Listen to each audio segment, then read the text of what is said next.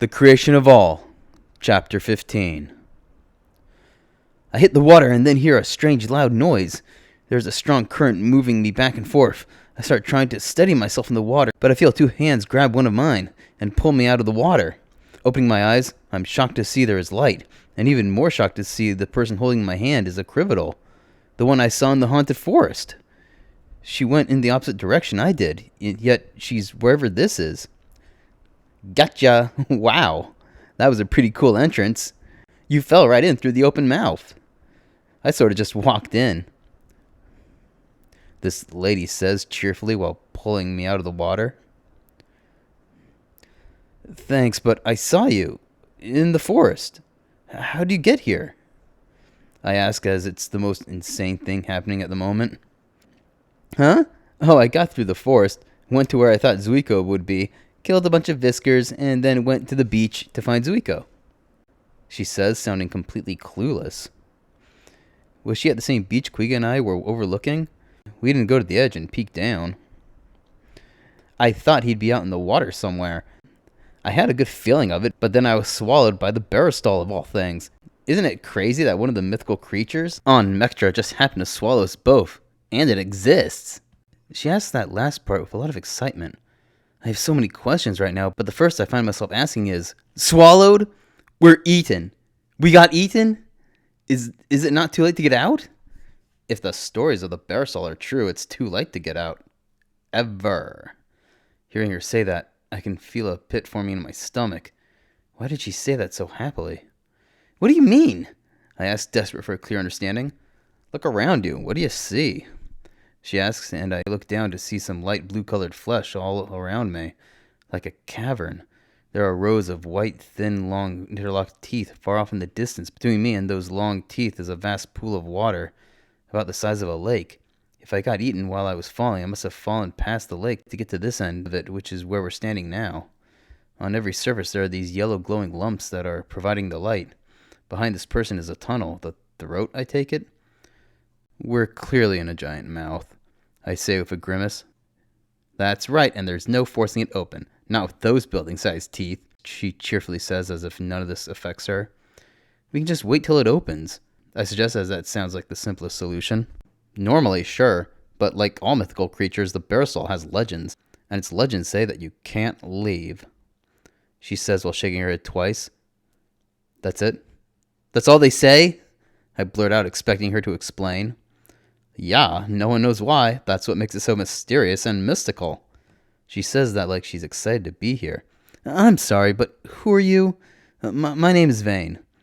The way she's been talking sounds like she's happy and cheerful. It's not at all the reaction you expect from someone talking about how they were eaten. Why'd you think someone would be out in the ocean? Vayne? Appropriate. That name's as weird as you look. She says that with a playful giggle. My name is Gyogi, and I'm trying to find my sibling Zuiko. It's been strange and odd meeting you, Gyogi, but I'm not going to stand around because you said I can't leave. I'm not spending any more time here than I have to, I say with a lot of determination as I walk over to the wall and start digging into it, cutting and scraping the flesh with my claws until its blood starts to pour out, and I keep going. Ugh, it's getting on my shoes, Gyogi says, and I can hear her stepping back. My hands start to slow. The flesh is growing back and is constricting around my fingertips, stopping me. I use Korkin to create long, slender claws to stab and dig deeper in. However, the deeper I go, the thicker the flesh or muscles get. Now I can't move my hands at all. I pull Korkin back into me, and using a leg to push against the wall, free my hands. I fall back into the blood on the floor. Can you go wash yourself off? You're all dirty. I don't like dirty, Gyogi says. Her expression tells me she's uncomfortable with me being bloody and near her. Sitting up, I see all my hard work fade in an instant, and the flesh quickly regrows, similar to how I do. It makes me wonder if there is a connection between me and this creature. While I wash the blood off me, Gyogi starts screaming. I knew that looked familiar! You're wearing those new gel clothes. Wow, where'd you get them? I mean, you can't be anyone important, no offense. You stole those, didn't you? How did you do it? I pull myself out of the pool of water. Honestly, I just woke up with them on. I don't remember putting them on, and for all I know, someone did it when I was unconscious. Gyogi looks closely at me as if she suspects me of something. It's not easy to tell, but are you an FBW, human? She asks that like she's solving some difficult brain teaser. Yeah, that's what I am, I say with a groan, hoping she'll pick up the hint that I don't like talking about it. Oh, that's weird. How come you're out here on your own? Who owns you? I'm not owned by anyone that I know of. Can we not talk about this? Ooh, is that a touchy subject? Sorry, I've never spoken to an object before, Gilgy says with an innocent smile, and I can tell how serious she is. Wow, you can talk! I can sort of understand how disorienting this must be for her. I'm not supposed to be acting like a person.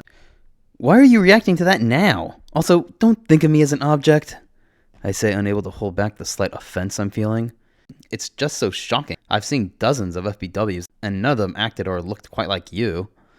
That being said, I can't classify you as just any object. You're a special one. She says that like we already agreed on a compromise. Guess I'll take what I can get. Come on, there's nothing else we can do here, Gilgy says as she turns towards the tunnel. But I can't accept this. If we can't get out of the mouth, we're less likely to find an exit going deeper into the body. I didn't want to try before because of the size of it, but I have an idea to get that mouth open. Getting a running start, and with my bands read, I jump nearly halfway across the mouth lake and use a strand of corkin to hook the roof of the mouth and swing my way towards the front of the mouth. I drop down, putting my feet up on the gums of the bottom jaw, placing my hands against these weird teeth that are razor sharp on the edges, so sharp barely touching them simply causes cuts on my fingers. I spread corkin throughout the teeth and start using them to stab the gums around them. I stand there stabbing at these gums for about 15 minutes. But that does it. The mouth is opening. The teeth are spreading apart, outstretching from the mouth. The water comes rushing in, but I stick a strand of corkin on the end of some of the teeth from the top jaw and pull myself out. I wake up with Gyogi standing over me, looking down at me. You alive? She asks with more out of curiosity than concern. What happened? How'd I get back here? I'm back where Gyogi originally pulled me out. When I saw you jump that pool, I was so impressed that I followed you. Once you left the mouth, I saw your body go limp. You were just drowning out there, so I pulled you back in. You were out cold for 57 minutes. I counted. She says that last part like she's joking about the seriousness of the situation. Still, how'd she get to me that quickly? And she cleared that water in time to pull me in? How'd she pull me in anyway? How did you do all that? I ask, bewildered, but soon feel devastation as the thought that there is no escape starts to creep into my head. Because I'm special, she says before spinning around to head down the tunnel. I'm not sure what to do anymore, so I get up and follow her. Well, thanks for saving me, I say, noticing that she avoided answering how she did it. So Gyogi is already keeping secrets from me, but in this situation, I'm not sure if it matters. Don't mention it. It was nothing, Gyogi replies happily without turning her head. It wasn't nothing. You had to get past all those teeth. They were each like a blade. I mean, how did you not get cut? I ask, trying to get the truth out of her. As trying to get the truth out of her helps to keep my mind off being trapped in here. I'm starting to worry about Quiga. I can swim like a Quellios, so it was easy, Gyogi responds before tripping on something and falls. I was about to ask if she was alright, but before I could, I saw that she just tripped over a body. How'd I miss that? Ew, is this blood? People blood? She says, looking at her hands and dress. She sounds like she's about to cry. That guy looks hurt! Get off him! I shout, and she's quick to stand up and does her best to use the moisture of the walls to wipe the blood off her. I bend down to check on this guy. He's lying face down. His clothes are stained and tattered. They're so worn out they aren't even growing back like Quiga's did. Hey, you awake? Can you talk? What happened to you? I ask, pushing on his shoulder to see if he's awake. Please help everyone else. Don't let them die. Protect the Baristol. He's able to wheeze out before his face falls back on the floor. What's the problem? What's going on? Talk to me! I shout, trying to get him to say anything. He's dead, Gyogi says bluntly. Well, how'd he die in here? He looks all cut up. What could have done this? Gyogi shrugs in response. I roll him over on his back to see if we can get any answers. He looks beaten and scratched up all over. Was he attacked by something? I lean in to get a better look at his injuries, but yell in surprise the moment he starts talking. Please, free the Buradon. Save everyone. Stop the fix, he says. His voice is so weak and he passes out. Oh wow, that was funny how he was alive. He's probably dead for real now. Yogi says while trying to calm down from the surprise. He's not breathing anymore. I find Yogi's happy go with the flow of everything personality both comforting and disturbing. Yeah, sure, whatever, I say, and I wish she'd show more concern for this guy. She continues down the throat, and I follow. She's still smiling like she hasn't a care in the world, while I'm keeping myself on guard, looking everywhere for whatever of Vix is that the guy mentioned. I'm surprised to see people down here. How long do you think they've been here? I ask Yogi, as I can't imagine anyone wanting to live down here. Who knows? The legend says the Parasol is able to attract people to it somehow. Yogi says, and I get upset hearing her say that. You said the legends didn't say anything else about how the people get trapped inside, but what I just said is all anyone knows about the Parasol. Yogi says, and I doubt it. And you're not concerned that there's something called a Vix attacking people in here? Come on. A Vix is just a little water parasite. We probably stepped on a few already. I handled the worst before I abandoned my life and ran. Yogi suddenly cuts herself off.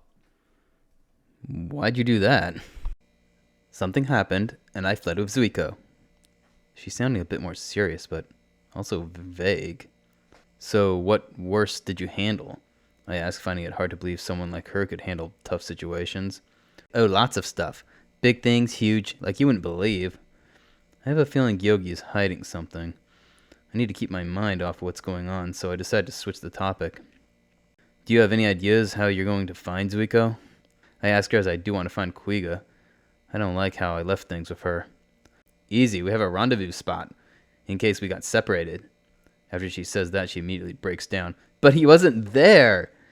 She starts crying a lot. What could have happened to him?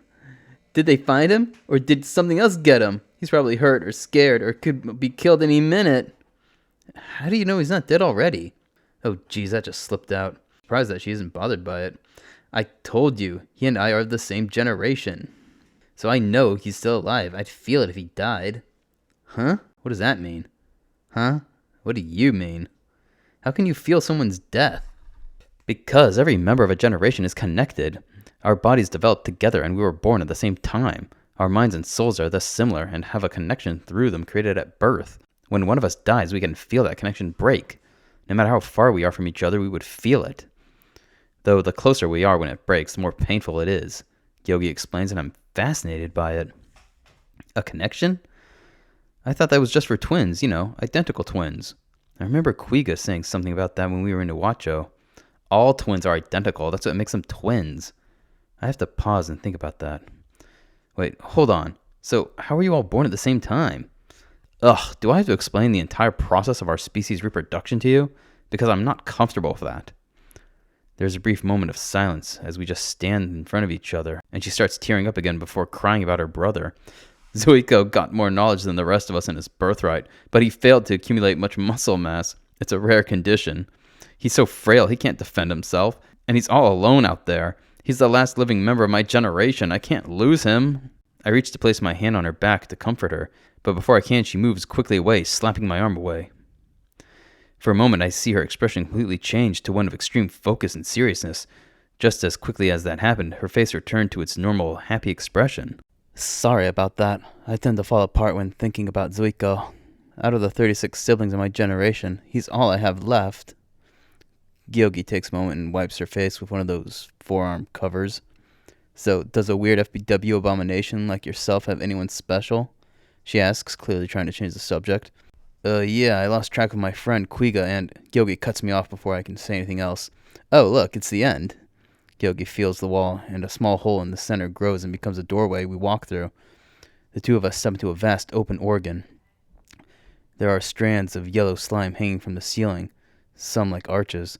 Some spots on the floor are lumpy, but off in the distance, in the center, is a grouping of tall, curved, narrow growths. It reminds me of an oasis. This place looks boring. Maybe there was another doorway that leads somewhere interesting, Gyogi says, turning to leave the room. Are you serious? Can't you see the giant bugs or crabs attacking everyone? I shout at her as this organ is filled with other criminals being attacked. There are these gray crustacean-looking things with blue stripes, 6 limbs, a hard shell, 6 antennae or eye stalks coming out the top of it, and 4 pairs of mandibles. They stand 5 feet tall and run around on their hind legs, stabbing and cutting with the other 4. I notice that those most injured criminals or those completely collapsed on the floor are having their blood sucked out by these things. What, this interests you? I don't see how any of this is going to help us get out. Let's try the path on the left. No, how about we try saving these people and ask them about getting out? I say, and I rush in to save whoever I can. I create a sort of corkin through my palm, and I'm able to cut some limbs off one of these things before stabbing right through the front of it. The thing lets out a shriek before falling on the floor. You alright? I ask the person I just saved. There's too many of them. We'll never survive. He shouts, covered in wounds, bleeding all over. This guy gets to his feet and runs towards the nearest path on the right side of the organ. I look back to see countless of these little crab things. There must be over 100 or 2. Most of these people will be dead before I kill them all. But I have to try. I create a sword in my other hand and I start swinging and stabbing at as many as I can. After just a few minutes, I'm surrounded. One of them jumps on my back and starts to stab me. I stab them back, creating spikes out of me. But more just replace it. Suddenly, a brown cord appears from somewhere, stabbing through 5 of these crabs before retracting back. Those crabs fall on the floor dead, and the cord goes back into Gyogi's wrist through some hole in her forearm sleeve. What was that? Wait, you helped me? I wasn't expecting her to do that, but she already helped me twice before. I can't focus on figuring a way out of here with all these creepy little creepers creeping all over the place, Gyogi says, and she swings her other arm, and from her wrist comes that cord again, but now I can see it more clearly. It has a blade running down 2 sides of it, and the tip ends with a sharp point like a spear. I noticed that these blades are made up of sections detached from one another, allowing the cord to bend and be more flexible. I see her rotate individual sections of the cord, and I see that it can extend at least 3 times her body length. How does she fit those in her arms? The blades on the cord are able to slice through these crabs so effortlessly. Way better than the blades I can make out of Korrikan.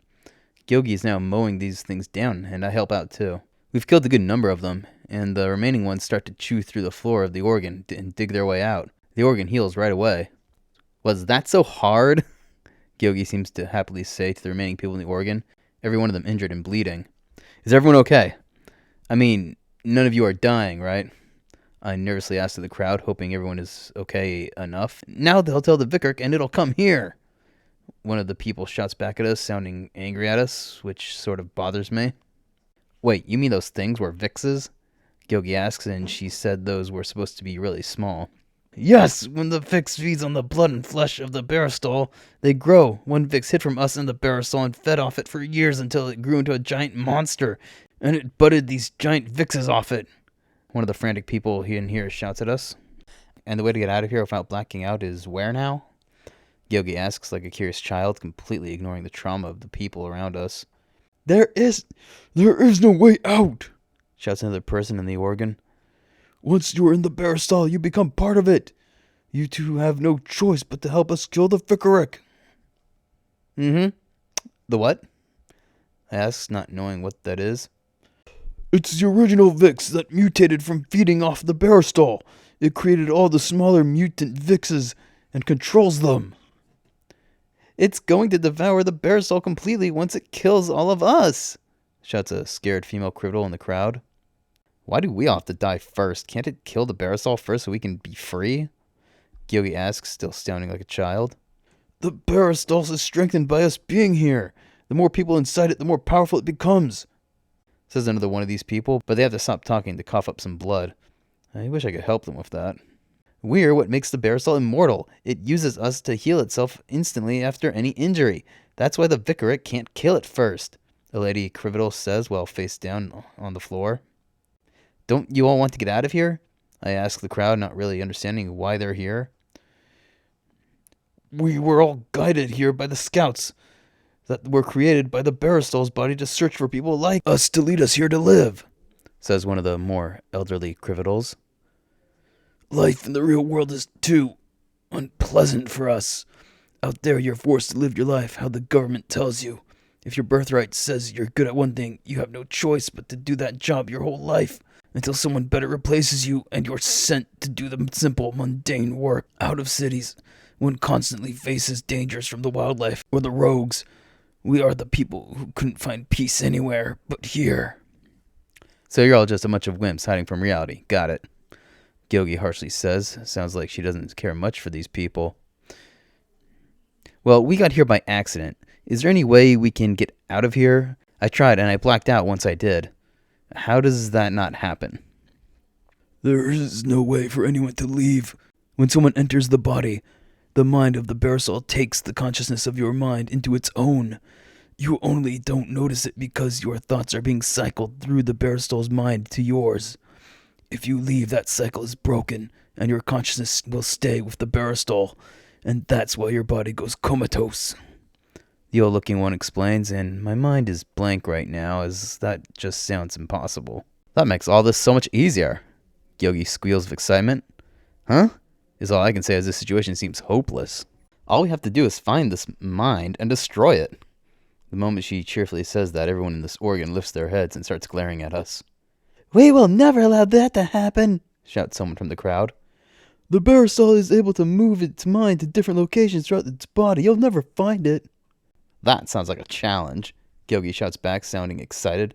Before any more talking can happen, the floor in the organ starts to shake. All the injured people endure their pain, forcing themselves to their feet and run as fast as they can out of the organ, leaving through whatever portal to whatever next organ is closest to them. Suddenly, the floor is sliced open.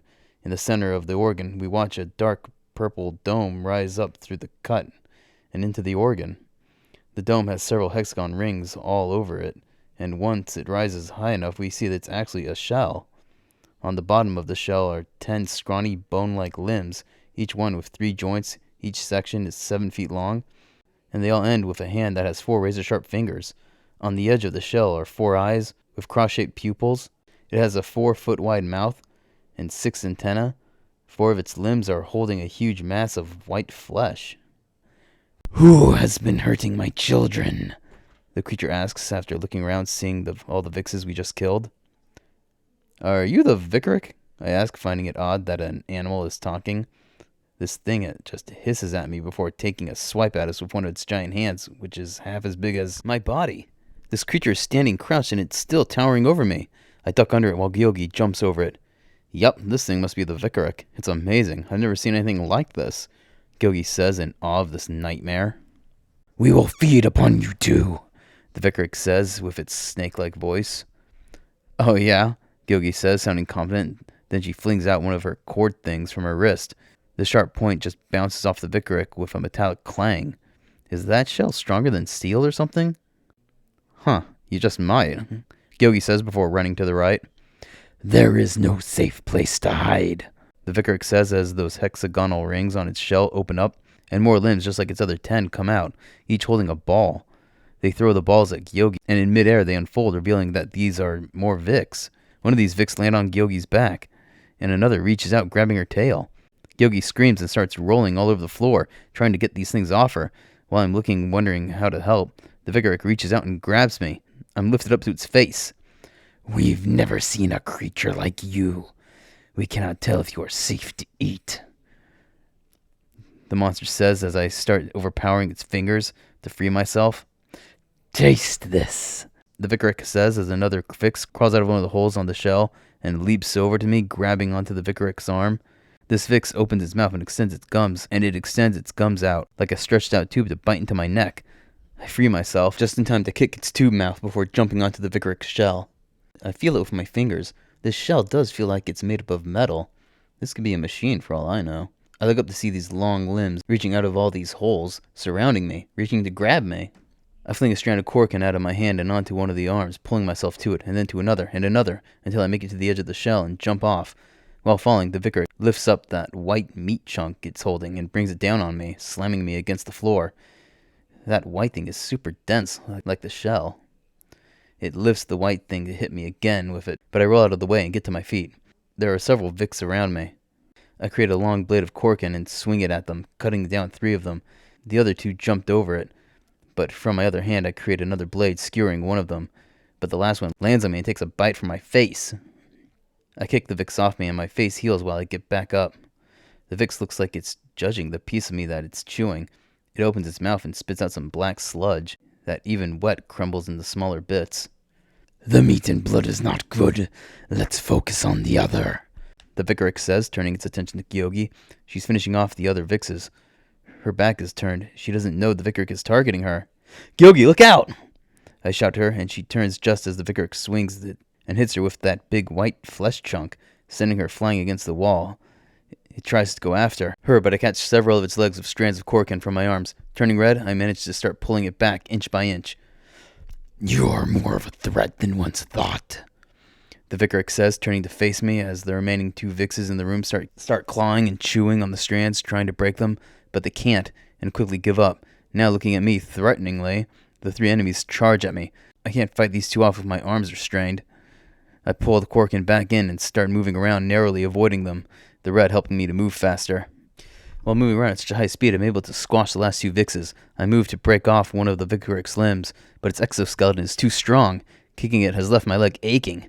No time to worry about that. The Vicaric is thrusting its sharp fingers at me. I avoid them just fine. I already hit the creature as hard as I could. So what do I do now? Maybe if I launch my whole body at its underbelly, I can break the shell. Underbellies are usually soft, right? With my body still red, I jump forward, putting in as much energy as I can.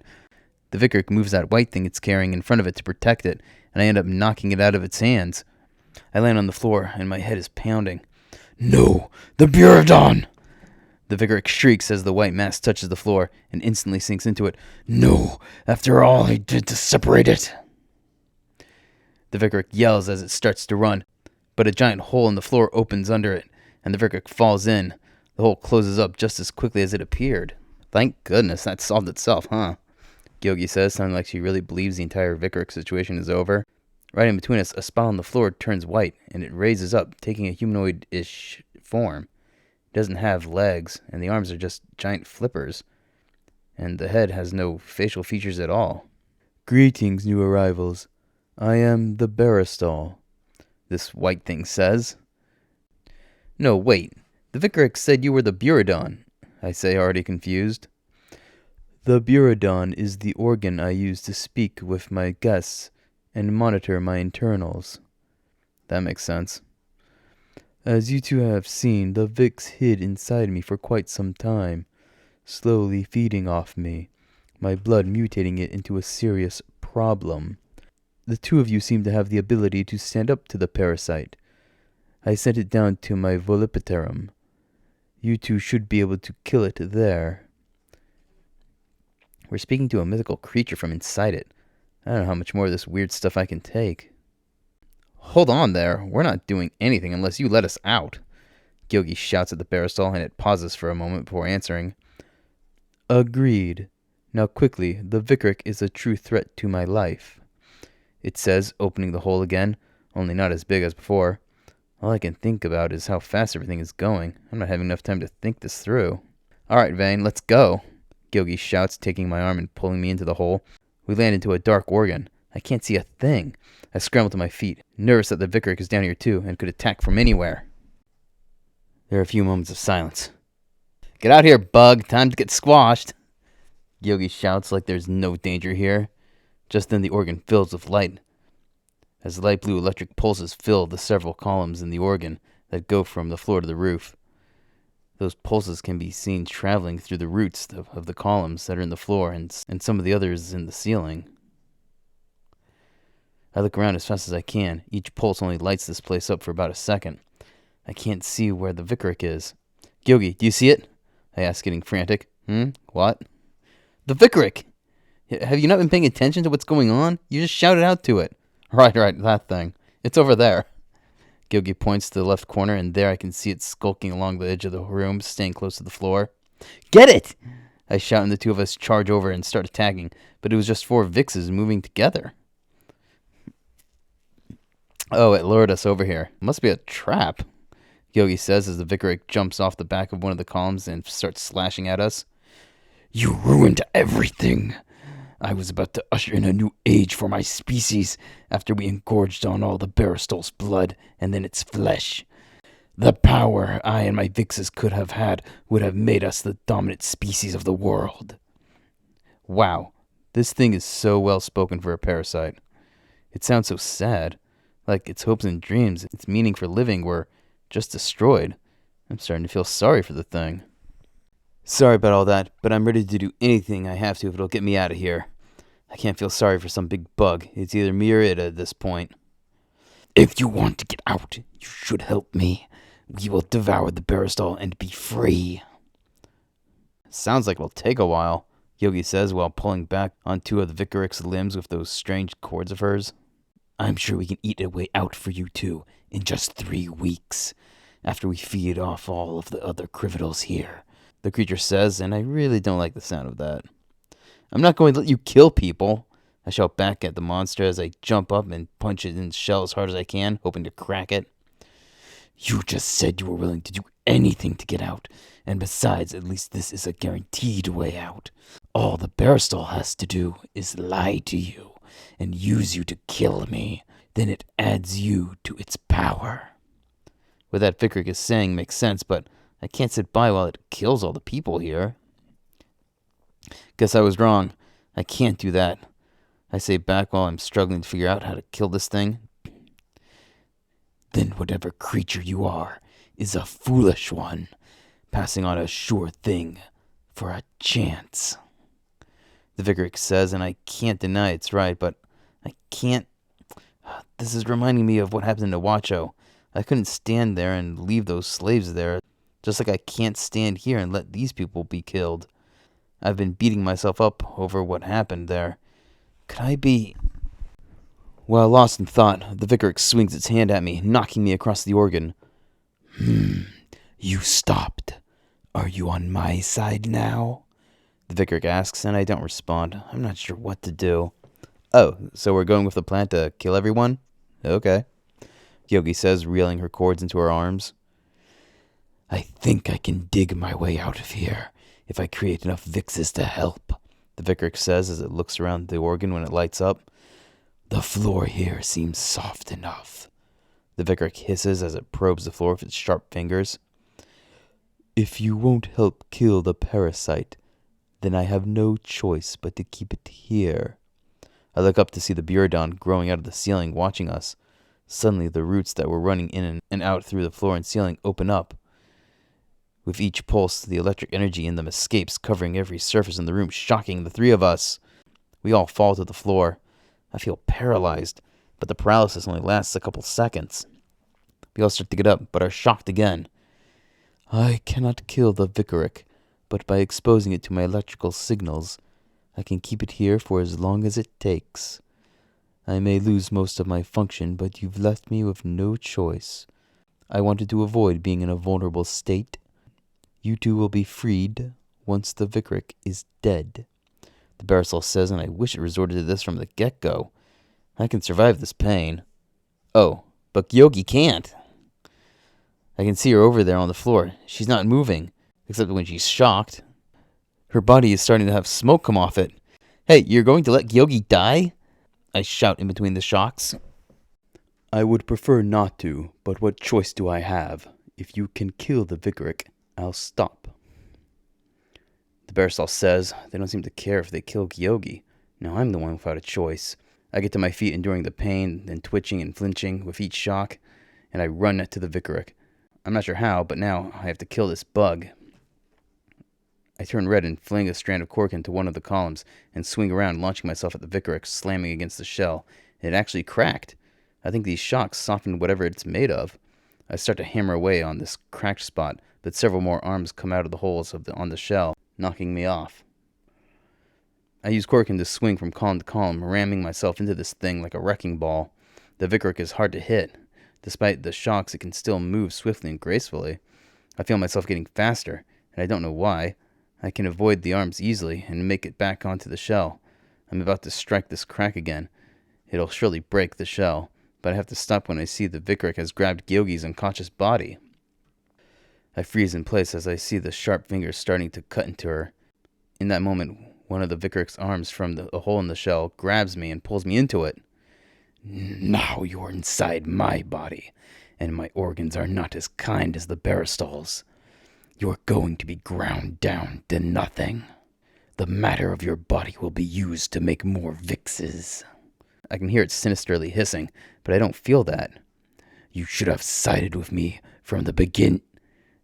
The Vicaric can't say any more after that. I break a hole open in its shell. It was easy as I saw a bit of the flashes through the cracks I made on the outside.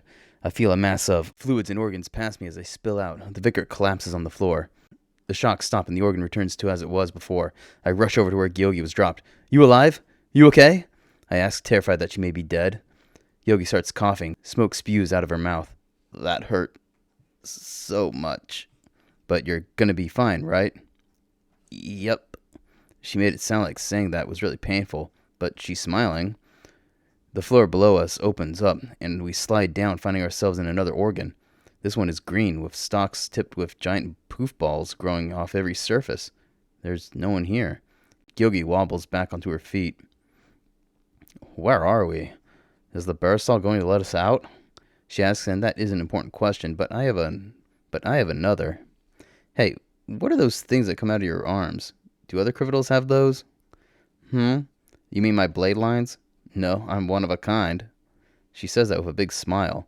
Why do you have them? Because I'm special. She whispers like she's just playing around. Thank you for helping with the Vicaric. Allowing a parasite like that to grow inside me was embarrassing. The Barisal says as the Buradon grows out of the floor in front of us. Makes you wonder why you didn't force it out yourself, Yogi says, and I start to wonder that too.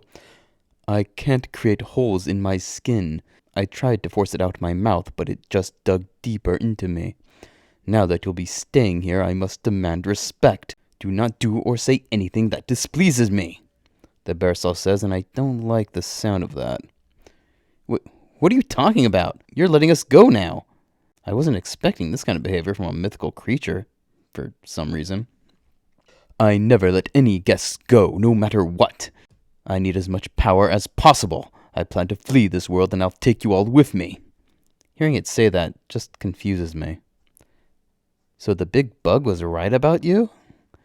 Yogi asks, still sounding like everything's going to be fine. A spot on the floor stretches up, striking Yogi in the side of her torso before retracting back into place. You will not speak to me like that. I don't have to justify anything to you. Just stay here and enjoy your new lives. I'm going to have to fight this thing from inside it now. Why do things just keep getting more complicated? Before I can make a move, a huge green rectangle with the sides looking like moving green flames slams into the Buradon. I look to Gyogi, and there is a long thing sticking out of her mouth, with 4 little tips on the end and a small green flame in the middle of them. What is that? She replies, but I can't understand her with that thing sticking out of her mouth. It moves back down her throat, and she swallows it down as the organ starts to shake. That didn't work. I turn to see that 5-foot-tall, 10-foot-long rectangle fading to black before vanishing into smoke. There's no trace of the Buradon. The 2 of you have lost your reality privileges, I can hear the Barisal say, but I can't tell where the voice is coming from. A hole opens below us, and we fall through several different organs before falling into one that has all the walls and most of the floor filled with other criminals that are embedded in the flesh and appear to be sleeping. With the threat gone, my guests that wish to have returned to their ideal worlds that I provide to them, and you 2 will be forced into your own, except I'll be giving you 2 nightmare worlds as punishment. With that said, our feet start to sink into the flesh of the floor. I start panicking, trying to pull myself free, but I can't. I notice Gyogi is just looking at me, smiling, while she lets herself get pulled in. She gives me a thumbs up right before she's pulled into the floor and goes to sleep. What is wrong with her? I fling a strand of cork up to the ceiling and try to pull myself out, but I can't. The strand loses its grip and pulls back into me. My shoulders are now on the floor. I can't struggle anymore. I'm pulled into the floor too. Soon I black out and wake up in a dark world full of horror. Chapter end.